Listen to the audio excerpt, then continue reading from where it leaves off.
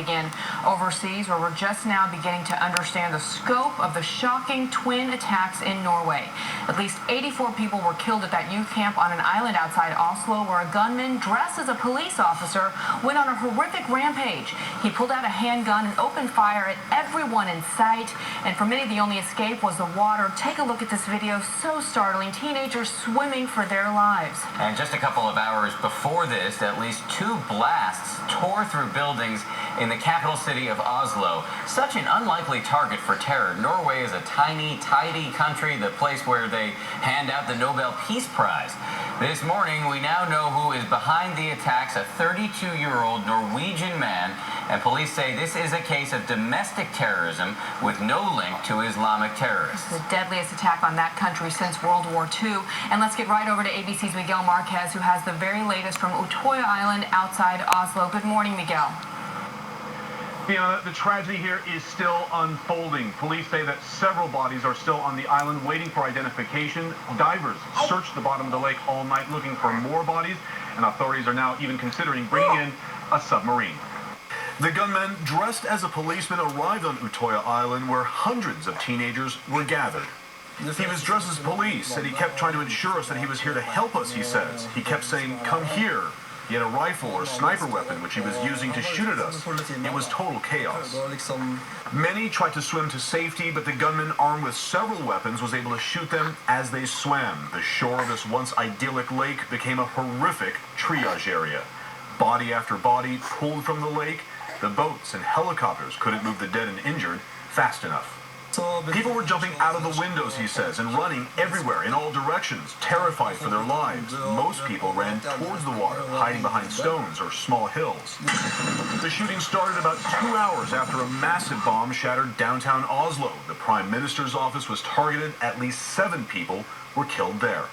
Police have identified the shooter as a 32-year-old Norwegian and Christian fundamentalist. State television has identified him as Anders Behring Breivik. Online, he expressed right-wing and anti-Muslim views. Initially, law enforcement worldwide suspected Islamic terrorists of carrying out this attack. For people here, it comes as even a bigger shock that it was one of their own. My childhood paradise, he says, yesterday was transformed into hell.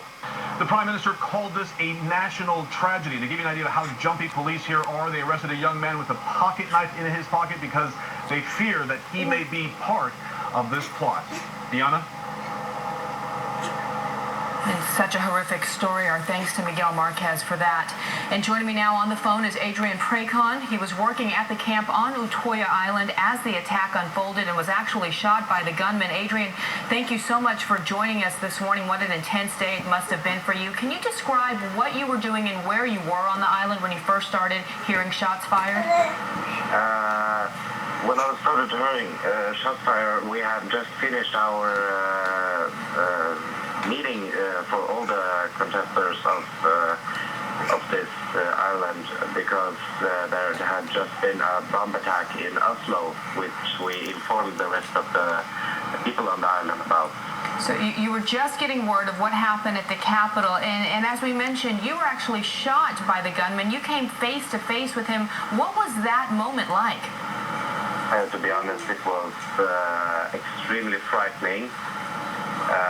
It was a moment when you think that you maybe are ready to die, but still you're not. You want to keep fighting for your life. So I asked him, "Please don't shoot me," and he turned away. And what was his demeanor like at that moment? Actually, it's hard to tell because I saw him several times. But the time he shot me, I didn't see him. But he was dressed like a police officer. Dressed like a police officer, and you, along with many others at the camp, we learned, actually jumped in the water and started swimming away. You said you almost drowned just because of the weight of your clothing. Yeah, that's correct, because it was raining that day, so I had some heavy clothing on me, and I didn't have time to take it off. So I just jumped in the water, hoped for the best. I swam for maybe 100 meters and had to return back because I was exhausted, and that's when he first spotted me. he was aiming the gun barrel right at my face from a distance of maybe 5 meters.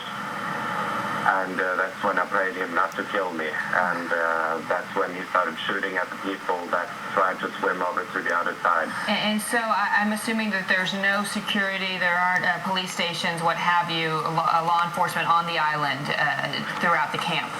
No, this island is small. It's an island that just fits maybe 1,000 people. And how are you feeling now, having been wounded? I'm not very concerned about my own wound. I'm actually more concerned about the people and my friends and colleagues that I have lost. Such devastating news. Adrian, we appreciate your time this morning. Our thoughts and prayers go out to you and your friends and everyone in Norway. Thank you for joining us. Thank you very much. Thank you. Just horrific images. We're going to go now to Dan, who is outside in the sweltering city sidewalks with our other big story. Of course, that's the heat. Dan, is it hot out there?